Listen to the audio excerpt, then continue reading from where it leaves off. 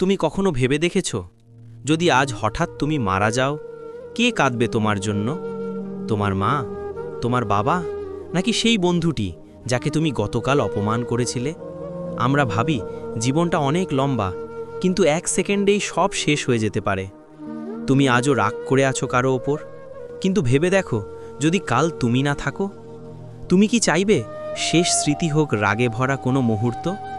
না, তুমি চাইবে সবাই তোমাকে মনে রাখুক ভালো মানুষ হিসেবে, একটা হাসি দিয়ে, একটা ভালো কাজ দিয়ে, একটা ভালোবাসা দিয়ে।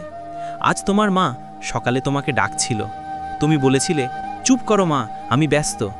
কিন্তু যদি কাল সকালে সে ডাকতে না পারে, তখন তুমি কাঁদবে, কিন্তু তখন সে শুনবে না। তাই আজই বলো, মা, আমি তোমাকে ভালোবাসি। তোমার বাবা হয়তো চুপচাপ কাজ করে যাচ্ছে, কিছু না বলে শুধু পরিবারের জন্য ছুটছে, কিন্তু তুমি কি জানো সে কতটা গর্বিত তোমাকে নিয়ে?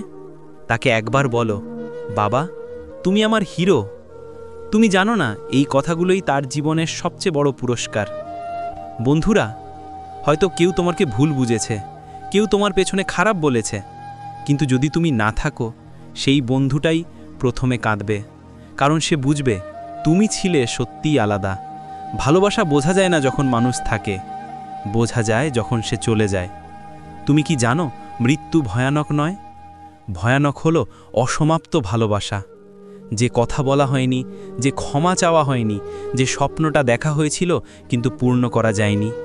জীবন ছোট, কিন্তু অর্থবহ করা যায় যদি আজ থেকেই শুরু করো। আজ একটা কাজ করো, যার সঙ্গে কথা বন্ধ আছে তাকে একটা মেসেজ দাও, যে তোমার পাশে ছিল তাকে ধন্যবাদ দাও, আর নিজেকে প্রতিজ্ঞা করো, যখন তুমি যাবে যেন মানুষ বলে এই মানুষটা সত্যি ভালো ছিল। জীবন একদিন শেষ হবেই, কিন্তু প্রশ্ন হলো তুমি কি রেখে যাবে? টাকা না, নাম না, বরং স্মৃতি, একটা হাসি, একটা ভালো কাজ, একটা ভালোবাসা।